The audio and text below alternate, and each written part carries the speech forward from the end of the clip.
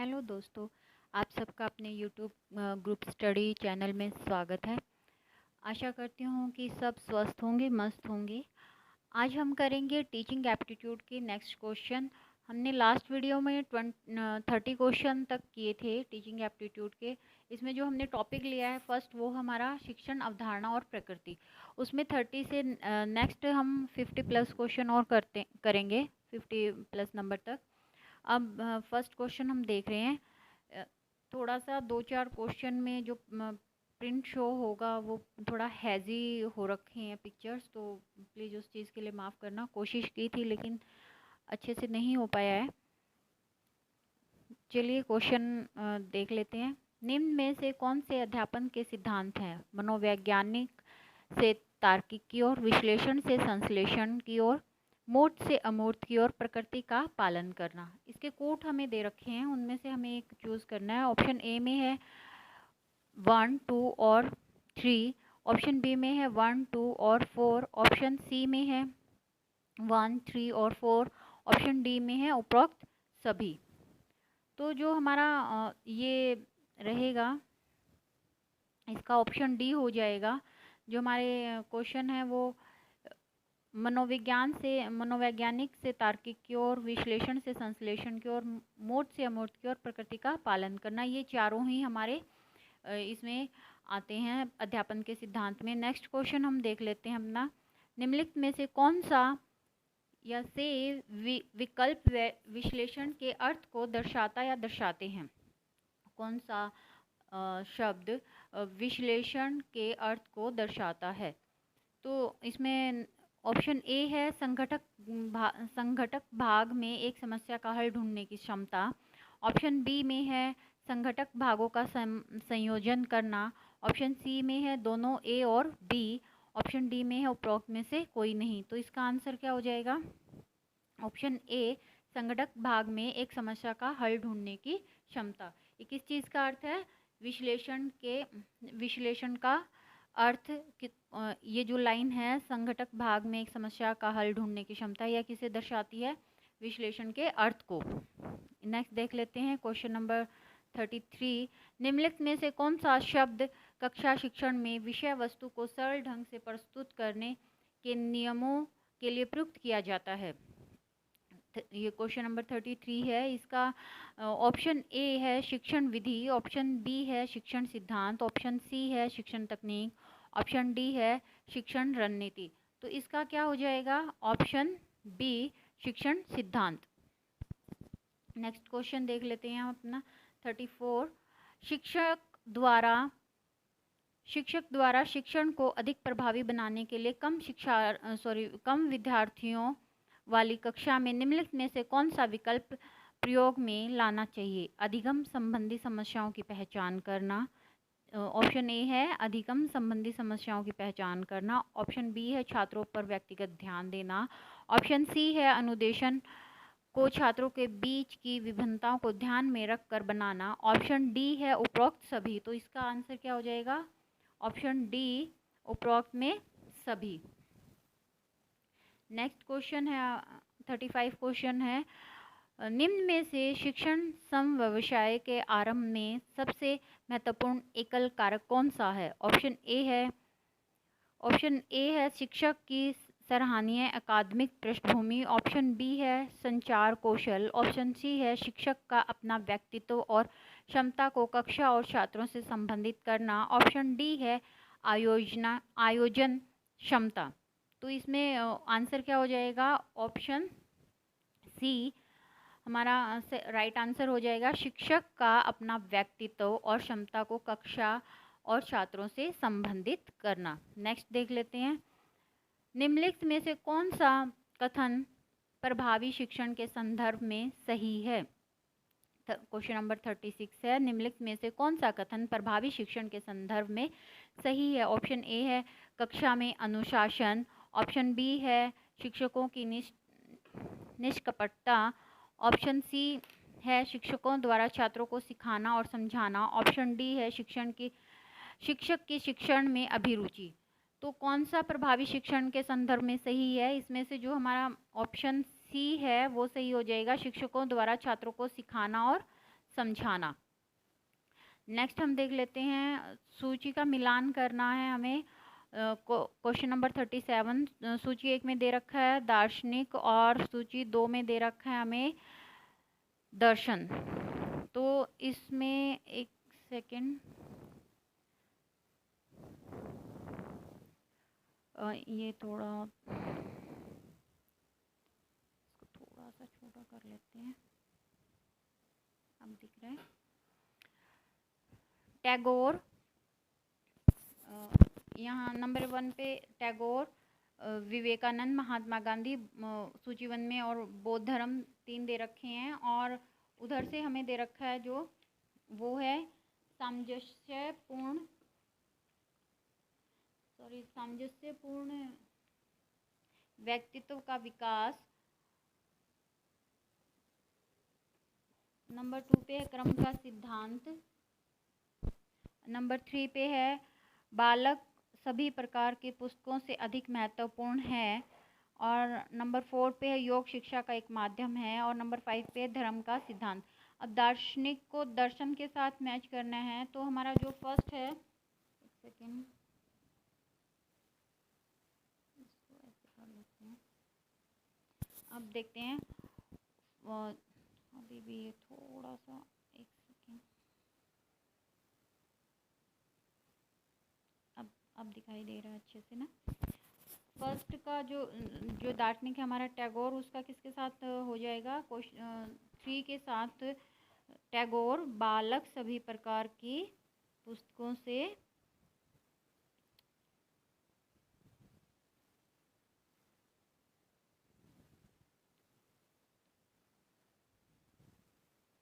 एक सेकेंड में सॉरी दोबारा कर देती हूँ इसका, यहाँ पे मैं वैसे ही नंबर लिख देती हूँ 1।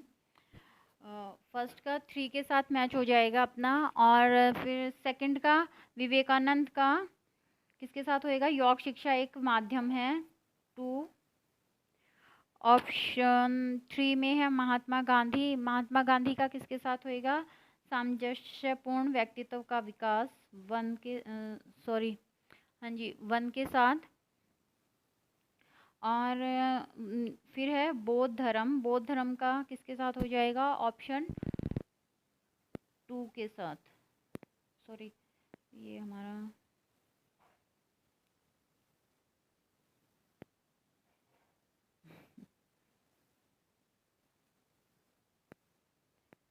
हमारा हो जाएगा ऑप्शन 4। तो टैगोर, अब इसमें देख लेते हैं हम। फर्स्ट का 3, ये हमारा हो गया ऑप्शन सी। अब ये जाएगा नहीं, इसका क्वेश्चन नंबर 37 का हो जाएगा ऑप्शन सी। नेक्स्ट देख लेते हैं, यह किसने कहा है? यह किसने कहा है? शिक्षा मानव निर्माण है जो चरित्र निर्मित करती है, मन की शक्ति बढ़ाती है, ज्ञान का विस्तार करती है, और जिसके द्वारा आदमी अपने पैरों पर खड़े हो सकते हैं। यह किसने कहा है? ऑप्शन ए है स्वामी विवेकानंद। ऑप्शन बी है गुरु रविंद्रनाथ टैगोर। ऑप्शन सी है स्वामी दयानंद सरस्वती। ऑप्शन डी है उपरोक्त में से कोई नहीं। तो इसका क्या हो जाएगा? Option A Swami Vivekananda. Next देखते हैं क्वेश्चन नंबर 39। आशा करती हूँ आप सबको सही से दिखाई दे रहा होगा। निम्नलिखित में से कौन सा या सी गतिविधियाँ शिक्षण प्रक्रिया में सबसे पहले आनी चाहिए? कौन सी गतिविधि है जो शिक्षण प्रक्रिया में सबसे पहले आनी चाहिए?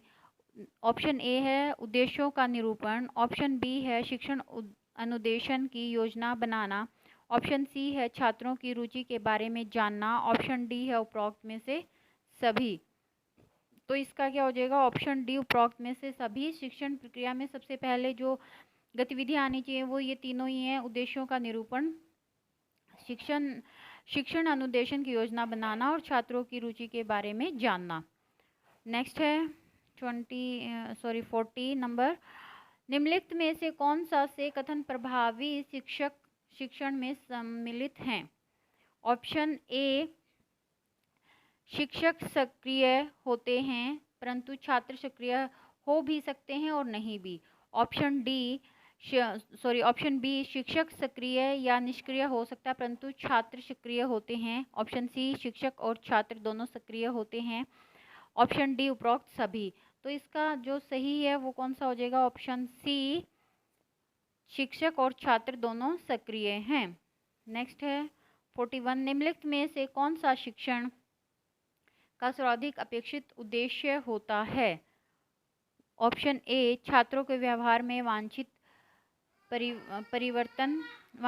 परिवर्तन। ऑप्शन बी छात्रों के संपूर्ण व्यक्तित्व का विकास। ऑप्शन सी छात्रों के चरित्र का निर्माण। ऑप्शन डी एक उपयुक्त नौकरी के लिए चयन होना। तो इसका सही ऑप्शन क्या है? ऑप्शन ए छात्रों के व्यवहार में वांछनीय परिवर्तन। नेक्स्ट क्वेश्चन देख लेते हैं 42, निम्नलिखित में से कौन सा से कारक शिक्षण दक्षता के लिए मूल रूप से आवश्यक हैं? ऑप्शन ए शिक्षण कौशल में नैपुण्य। ऑप्शन बी शिक्षण की विभिन्न तकनीकों के प्रयोग में नैपुण्य। ऑप्शन सी शिक्षण में उचित साधनों के उपयोग और प्रौद्योगिकी में नैपुण्य। ऑप्शन डी उपरोक्त में से सभी। तो इसका क्या हो जाएगा? शिक्षण दक्षता के लिए मूल रूप से आवश्यक कौन कौन से हैं? ऑप्शन ए भी हो जाएगा शिक्षण कौशल में नैपुण्य। ऑप्शन बी भी है शिक्षण की विभिन्न तकनीकों के प्रयोग में नैपुण्य। शिक्षण में उचित साधनों के उपयोग और प्रौद्योगिकी में नैपुण्य। तो इसका ऑप्शन डी आंसर जो है वो सही हो जाएगा। क्वेश्चन नंबर 43 देखते हैं, निम्नलिखित में से कौन सा कथन सत्य नहीं है? इस बात को ध्यान रखना है, ये जो नहीं आता है इसको कि सत्य नहीं है या असत्य कथन कौन सा है, इसमें हम बहुत ज़्यादा पजल हो जाते हैं एग्ज़ाम में। तो इसका खास ध्यान रखना है हमें एग्ज़ाम के टाइम पे। ऑप्शन ए है अच्छा संप्रेषक एक अच्छा अध्यापक नहीं हो सकता। अच्छा संप्रेषक एक अच्छा अध्यापक नहीं हो सकता। ऑप्शन बी है संप्रेषक को हास्य का अच्छा बोध होता है। ऑप्शन सी है संप्रेषक को विस्तृत पठन ज्ञान होता है। ऑप्शन डी है संप्रेषक को सभी भाषाओं का ज्ञान होता है। तो इसमें जो ऑप्शन हमारा ए है वो इसका राइट आंसर हो जाएगा, जो सत्य नहीं है। अच्छा संप्रेषक एक अच्छा अध्यापक नहीं हो सकता। नेगेटिव आते ही 90% से ऊपर चांस होता है कि हमारे जो टीचिंग एप्टीट्यूड में, किसी और की मैं बात नहीं कर रही हूँ, सिर्फ टीचिंग एप्टीट्यूड की बात कर रही हूँ, उसमें अगर नेगेटिव में ऑप्शन में आ रहा है तो 90% चांस होता है कि आंसर हमारा या तो अगर नेगेटिव में पूछा है तो वहीं से आएगा और पॉजिटिव में पूछा है तो वो नहीं होगा। बस इतना आपको याद रखना है।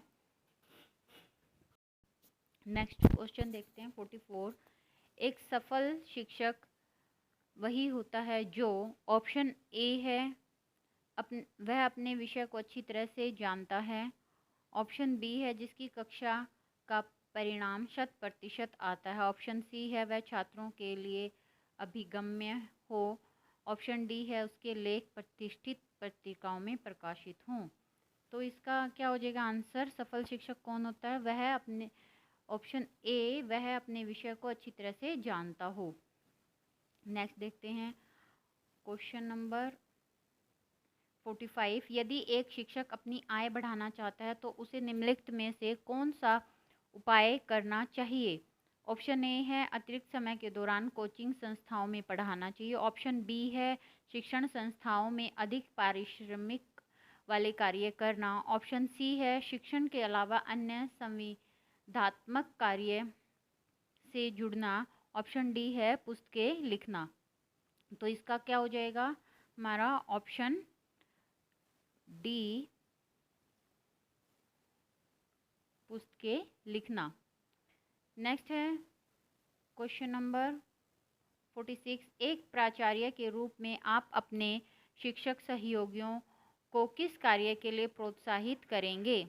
ऑप्शन ए है भारत और विदेशों में सेमिनार और सम्मेलनों में भाग लेना। ऑप्शन बी है विषय के ज्ञान की ज्ञान की वृद्धि के लिए पुनश्चर्या पाठ्यक्रम में भाग लेना।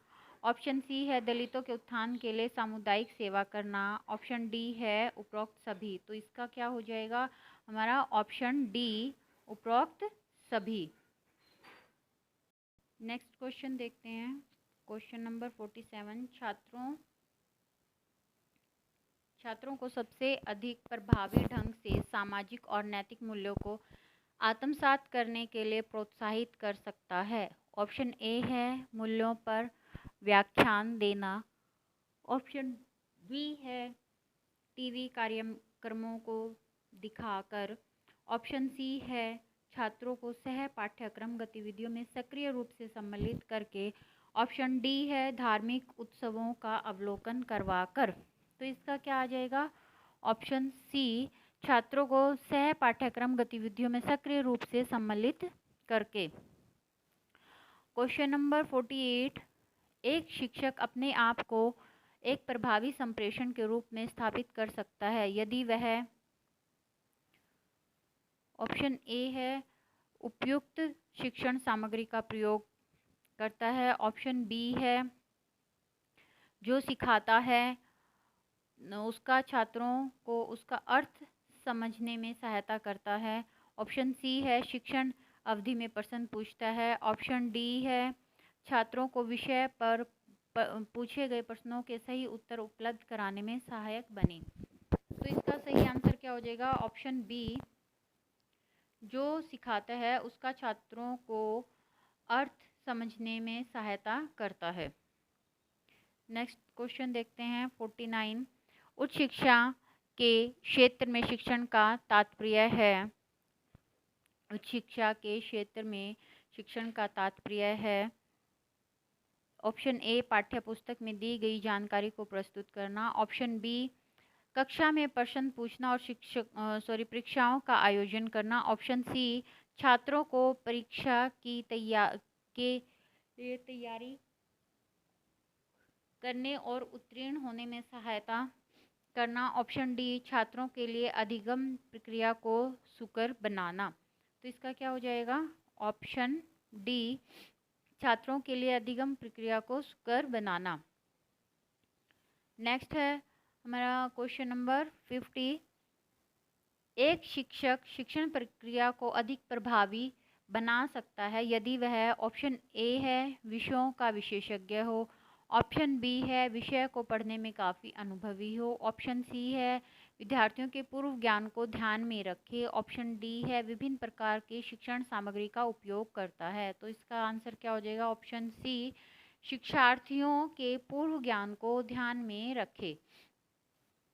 और क्वेश्चन नंबर 51। निम्नलिखित में से किस स्थिति में कॉलेज शिक्षक वास्तव में छात्रों के लिए सहायक हो सकता है। ऑप्शन ए है कक्षा में श्रुतलेख करवाएं। ऑप्शन बी वह अपने मूल्यांकन में निष्पक्ष रहे। ऑप्शन सी छात्रों को कक्षा में प्रश्न पूछने के लिए प्रोत्साहित करता हो। ऑप्शन डी कक्षा में पाठ्यक्रम को पूरा करना। तो इसका सही आंसर हो जाएगा ऑप्शन सी, छात्रों को कक्षा में प्रश्न पूछने के लिए प्रोत्साहित करता हो। Question number 52। उच्च शिक्षा में अध्यापन का सबसे वांछित परिणाम कौन सा है। उच्च शिक्षा में अध्यापन का सबसे वांछित परिणाम कौन सा है। ऑप्शन ए है विद्यार्थियों की उपलब्धियों में वृद्धि। ऑप्शन बी है विद्यार्थियों की स्वतंत्र सोच के स्तर में वृद्धि। ऑप्शन सी है 100% परिणाम। ऑप्शन डी है विद्यार्थी किसी विषय को ज़्यादा अधिमान दें। तो इसमें से जो राइट आंसर है वो हो जाएगा ऑप्शन बी, विद्यार्थियों की स्वतंत्र सोच के स्तर में वृद्धि। Question number 53। पुस्तकें संचार का एक शक्तिशाली स्रोत हो सकती हैं यदि, इसके ऑप्शन हैं। ऑप्शन ए सामान्य सारांश प्रदान करें। ऑप्शन बी पाठ्य सामग्री दृष्टांतदर्शक है। ऑप्शन सी माध्यम हिंदी है। ऑप्शन डी यदि पाठ्य सामग्री को अच्छी छाप के माध्यम से प्रस्तुत किया जाता है। तो इसका क्या हो जाएगा ऑप्शन बी पाठ्य सामग्री दृष्टांत दर्शक है। क्वेश्चन नंबर 54, यदि निम्नलिखित में से कौन सा परिणाम प्रभावी शिक्षण को सबसे सही प्रकार से प्रतिबिंबित करता है? ऑप्शन ए छात्रों की उपस्थिति, ऑप्शन बी विशेष सम्मान, ऑप्शन सी छात्रों द्वारा पूछे सार्थक प्रश्न, ऑप्शन डी कक्षा में पूर्ण रूप से शांति होना। इसका आंसर क्या हो जाएगा? ऑप्शन सी छात्रों द्वारा पूछे सार्थक प्रश्न। नेक्स्ट क्वेश्चन देखते हैं, क्वेश्चन नंबर 55, निम्नलिखित में से कक्षा शिक्षण का सबसे महत्वपूर्ण उद्देश्य कौन सा है? ऑप्शन ए जानकारी देना, ऑप्शन बी जिज्ञासु मन को विकसित करना, ऑप्शन सी छात्रों के व्यक्तित्व का विकास करना, ऑप्शन डी छात्रों को परीक्षाओं में उत्तीर्ण होने में सहायता करना। तो इसका जो ऑप्शन है 55 का राइट आंसर क्या हो जाएगा? ऑप्शन बी जिज्ञासु मन को विकसित करना।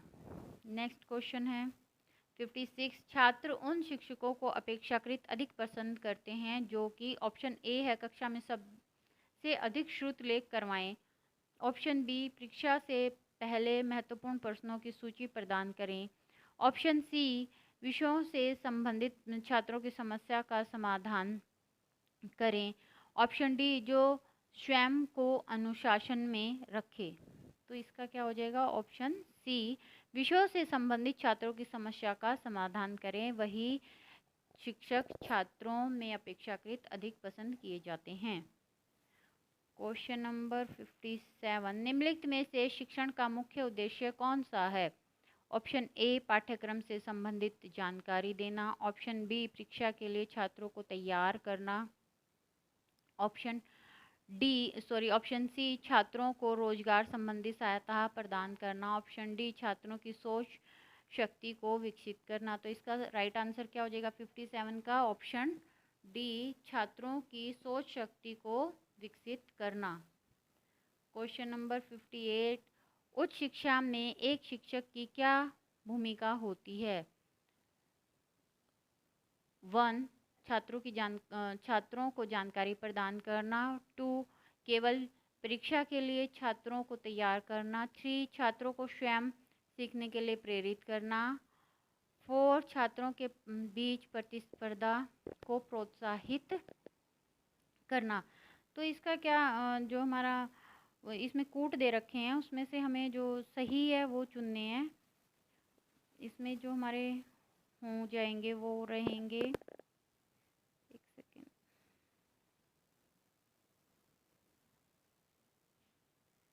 थोड़ा सा छोटा कर देती हूँ, ऐसे सही रहेगा। अब देख लेते हैं, पहले उच्च शिक्षा में शिक्षक की भूमिका हमें बतानी है। तो उच्च शिक्षा में शिक्षक की जो भूमिका रहती है वो हमारी छात्रों को जानकारी प्रदान करना हो जाएगी, ठीक है। उसके बाद हमारा केवल परीक्षा के लिए छात्रों को तैयार करना, जहाँ केवल और ये आ जाएगा जब क्वेश्चन पॉजिटिव सेंस में पूछा गया है तो केवल नहीं, ये सब नेगेटिव सेंस वाले हमारे उसमें नहीं आएंगे, तो ये नहीं रहेगा। फिर उसके बाद 3rd नंबर पे छात्रों को स्वयं सीखने के लिए प्रेरित करना, ये भी आएगा। और 4th है छात्रों के बीच प्रतिस्पर्धा को प्रोत्साहित करना, ये भी रहेगा। तो हमारे जो कूट में आने चाहिए वो 1st, 3rd और 4th होना चाहिए। अब देख लेते हैं कौन से में है। ये हमारा है सी में, तो राइट आंसर क्या हो जाएगा? सी हो जाएगा हमारा। क्वेश्चन नंबर 59, एक प्रभावी शिक्षक सुनिश्चित करता है कि ऑप्शन, अब इसके ऑप्शन दे रखे हैं। ऑप्शन ए है कक्षा में छात्रों में परस्पर सहयोग की भावना उत्पन्न हो, ऑप्शन बी उसे कक्षा में हस्तक्षेप न करना पड़े, ऑप्शन सी छात्रों के बीच प्रतियोगिता हो, ऑप्शन डी स्थिति की मांग के अनुरूप कक्षा में प्रतियोगिता या परस्पर सहयोग की भावना उत्पन्न हो। तो इसका जो सही आंसर हो जाएगा ऑप्शन डी, स्थिति की मांग के अनुरूप कक्षा में प्रतियोगिता या परस्पर सहयोग की भावना उत्पन्न हो। हमारा लास्ट क्वेश्चन है आज की वीडियो का जो लास्ट क्वेश्चन है वो है क्वेश्चन नंबर 60। एक नए शिक्षक के लिए सबसे कठिन कार्य अपनी प्राथमिकताएं स्थापित करना होता है। प्रायः वह निम्नलिखित में से किस से अपनी कक्षा का आरंभ करना चाहेगा? किससे करना चाहेगा देख लेते हैं। ऑप्शन ए है कक्षा में अनुशासन लागू करके, ऑप्शन बी है छात्रों के साथ तालमेल स्थापित करके, ऑप्शन सी है छात्रों के साथ मजाक करके, ऑप्शन डी है अपनी योग्यता और व्यक्तित्व के बारे में छात्रों को अवगत करवा कर। तो इसका जो राइट आंसर है वो हो जाएगा ऑप्शन बी, छात्रों के साथ तालमेल स्थापित करके।